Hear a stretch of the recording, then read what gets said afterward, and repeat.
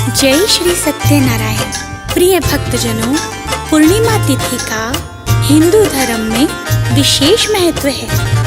इसे धननायक और संतानदायक व्रत माना गया है। जो लोग पूरे विधि विधान से पूर्णिमा का व्रत करते हैं और पूर्णिमा के दिन चंद्रमा का अर्घ देते हैं, उन पर भगवान विष्णु और माता लक्ष्मी की विशेष कृपा होती है। आइए जानते हैं पूर्णिमा व्रत की कथा। पूर्णिमा की व्रत कथा हम तुम्हें सुनाते हैं, हम तुम्हें सुनाते हैं। जिसके सुनने से अचल सौभाग्य पाते हैं, हम कथा सुनाते हैं। जय जय सत्यनारायण, तेरी कथा बड़ी पावन। जय जय सत्यनारायण, तेरी कथा बड़ी पावन।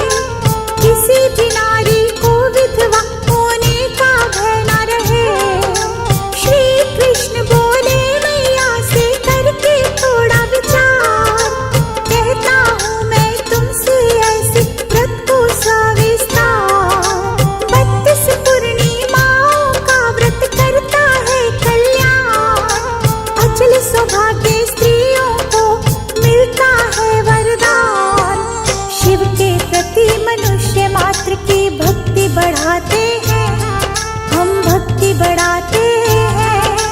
पूर्णिमा की व्रत कथा हम तुम्हें सुनाते हैं, हम कथा सुनाते हैं। जय जय सत्यनारायण, तेरी कथा बड़ी पावन।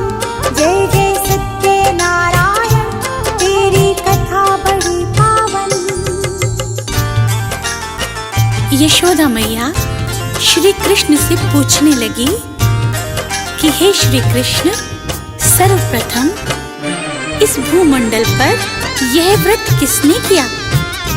इसके बारे में सविस्तार बताओ। श्री कृष्ण जी कहने लगे कि इस भूमंडल पर एक अत्यंत प्रसिद्ध राजा, चंद्रहास से पालित अनेक प्रकार के रत्नों से परिपूर्ण कार्तिका नाम की एक नगरी थी। वहाँ धनेश्वर नाम का एक ब्राह्मण था और उसकी स्त्री अति सुशील और रूपवती थी। दोनों ही उस नगरी में बड़े प्रेम से साथ रहते थे। घर में धन धान्य आदि की कोई कमी नहीं थी, पर उनको एक बड़ा दुख था। उनकी कोई संतान नहीं थी, जिस वजह से वह बहुत दुखी रहते थे। एक तपस्वी योगी एक दिन उस नगरी में आया। सब घरों में भिक्षा लेकर उसने था भोजन खाया, पर ब्राह्मण के घर का उसने नहीं लिया था दान। देखा जब ब्राह्मण ने समझा अपना ये अपमान। भिक्षानादर से दुखी ब्राह्मण योगी से बोले, भिक्षा क्यों नहीं ली मेरे घर से, भेद मुझसे ये खोले। योगी बोले, धर्म हमें इसकी आज्ञा नहीं देता। निसंतान के घर की भिक्षा मैं कभी नहीं लेता। निसंतान की भिक्षा से पतित हो जाते हैं, पतित हो जाते हैं। पूर्णिमा की व्रत कथा हम तुम्हें सुनाते हैं, हम तुम्हें सुनाते हैं। जय जय सत्यनारायण, तेरी कथा बड़ी पावन। जय जय सत्यनारायण, तेरी कथा बड़ी पावन।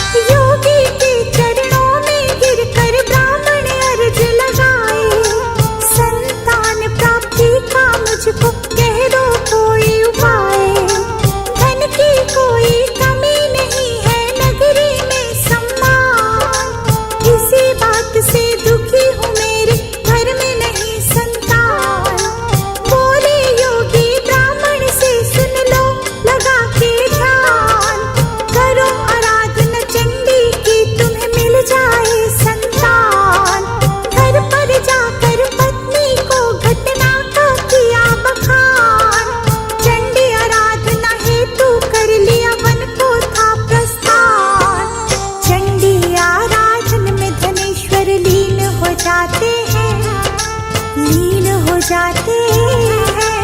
पूर्णिमा की व्रत कथा हम तुम्हें सुनाते हैं, हम तुम्हें सुनाते हैं। जय जय सत्यनारायण, तेरी कथा बड़ी पावन। जय जय सत्यनारायण, तेरी कथा बड़ी पावन।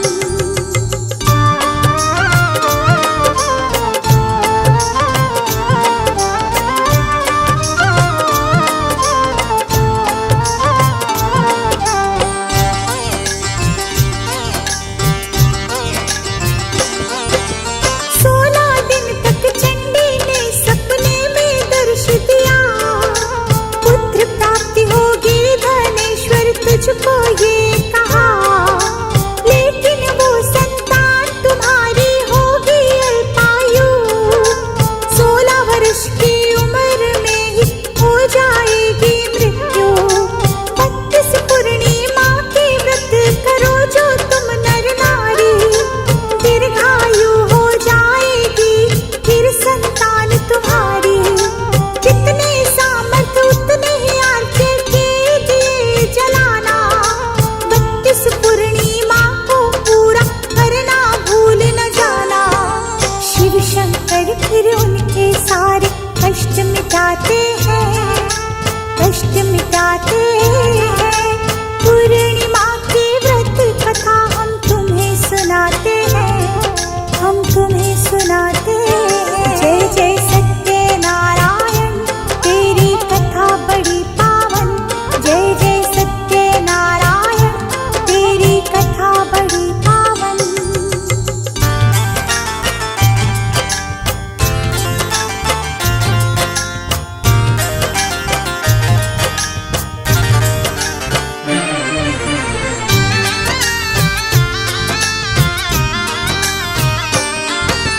चंडी बोली सुबह तुम्हें एक आम का पेड़ दिखेगा। ऊपर चढ़ के तोड़ लेना जो भी फल मिलेगा।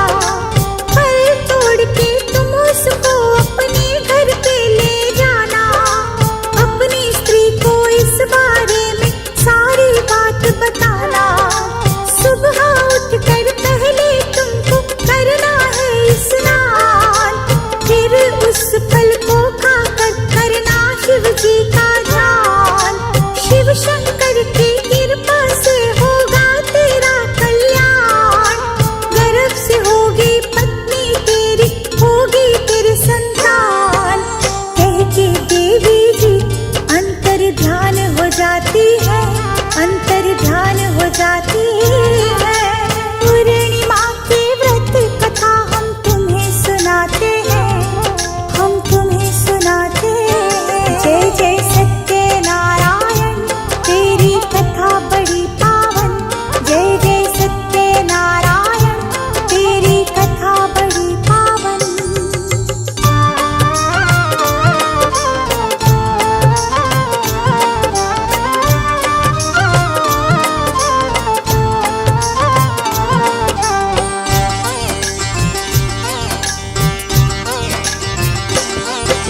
सुबह उठते ही ब्राह्मण को वो पेड़ दिखाई दिया। फल तोड़ने हेतु चढ़ने का प्रयास था किया। कई प्रयासों के बाद भी पेड़ पे ना चढ़ पाया। फिर ब्राह्मण ने हाथ जोड़ के गणपति जी को मनाया। विघ्न हारते मंगल करते हे मेरे गजराज, इतनी शक्ति दे दो मुझको पूर्ण कर लूं काज। फल तोड़कर ब्राह्मण पहुंचे थे पत्नी के पास। खा लिया फल पत्नी ने मन में रख के विश्वास। देवी माँ की कृपा से वो पुत्र को पाते हैं, पुत्र को पाते हैं। पूर्णिमा की व्रत कथा हम तुम्हें सुनाते हैं, हम तुम्हें सुनाते हैं। जय जय सत्यनारायण, तेरी कथा बड़ी पावन। जय जय सत्यनारायण, तेरी कथा बड़ी पावन।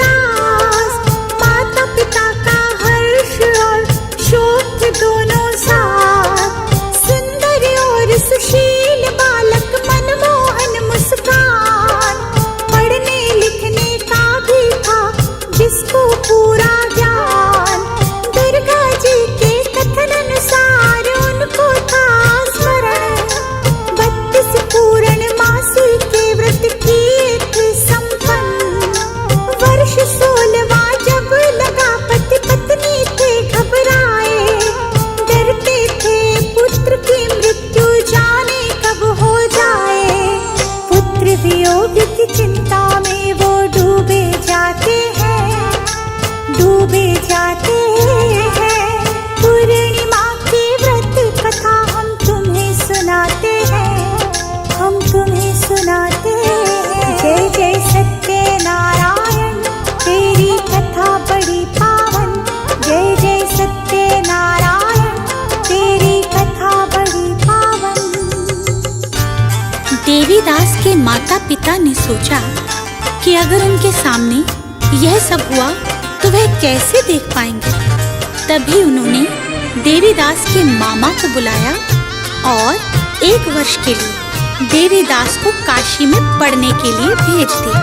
पिता ने देवीदास के मामा जी से कहा कि 1 वर्ष के बाद इसे लेकर वापस आ जाना। देवीदास अपने मामा के साथ एक घोड़े पर सवार होकर चल दिया। मामा भांजा को राह चलते हो गई थी रात, उस जगह पर ठहरे जहाँ पर ठहरी थी बारात। कन्या को भी तेल आदि चढ़ाने के बाद लगन समय में हो गई वर की तबीयत फिर खराब।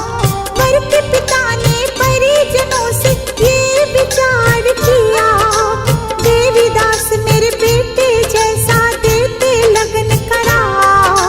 बाकी काज मेरे बेटे के संग हो जाएंगे, यही विधि से ये विवाह संपन्न कर पाएंगे। देवीदास को मांगने मामा के पास जाते हैं, पास जाते हैं।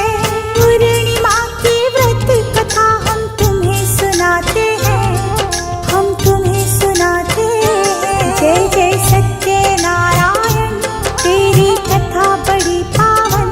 जय जय सत्यनारायण, तेरी कथा बड़ी पावन। तब देवीदास ने कहा, ऐसा मत करिए, क्योंकि मेरी आयु बहुत कम है, मेरे बाद आपका क्या होगा।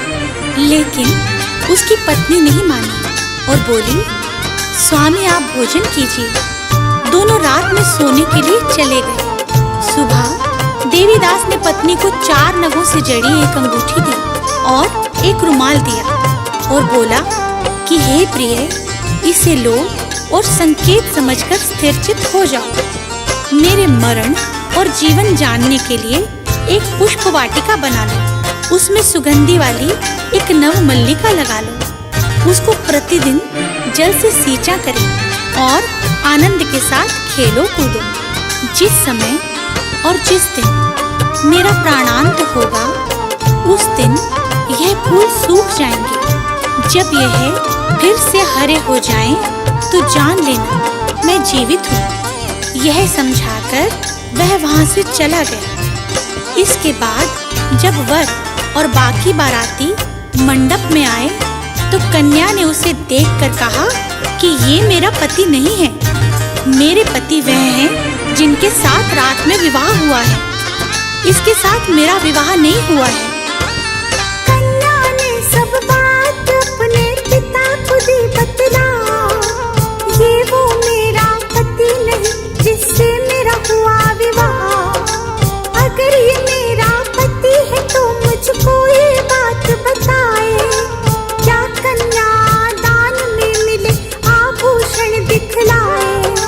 गुप्त बात हुई थी क्या दोनों में दे बतला, पर बोला इन बातों का तो मुझको नहीं पता। कन्या बोली मैं नहीं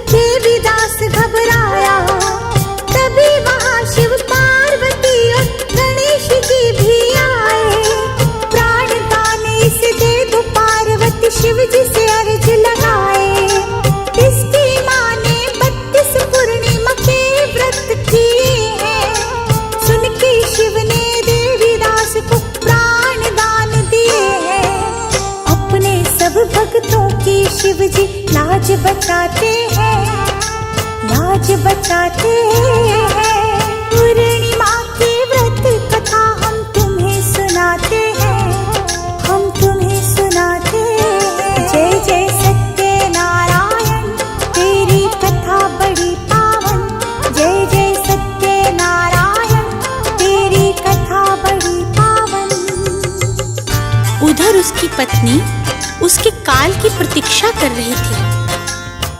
उसकी पत्नी ने जाकर देखा कि पुष्प और पत्र दोनों ही नहीं हैं, तो उसको बहुत आश्चर्य हुआ। और जब उसने देखा कि पुष्प वाटिका फिर से हरी हो गई है, तो वह समझ गई कि उसका पति जिंदा हो गया है।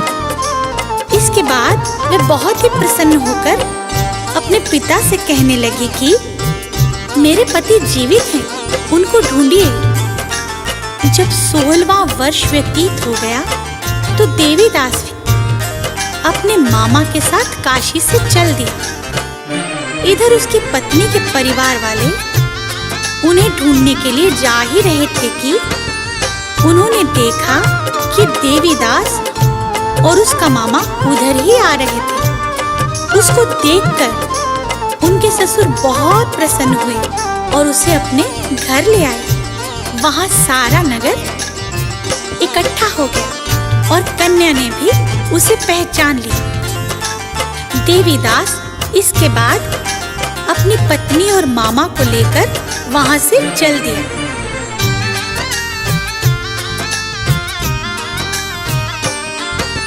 काशी से चलकर मामा भांजा उस नगर में आए।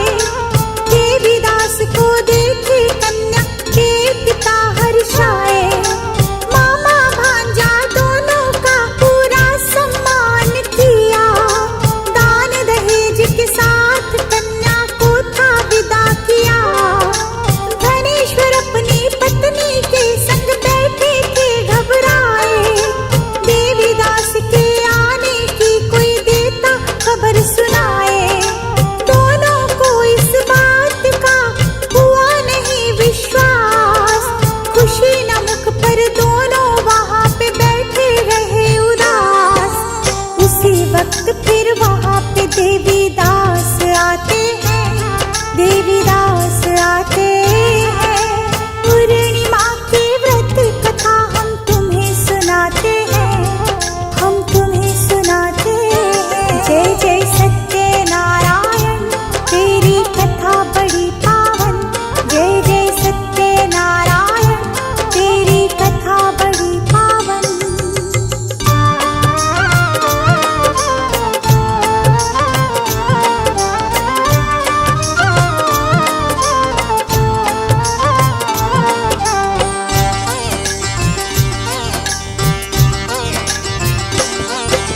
पत्नी के संग देवीदास ने घर प्रवेश किया।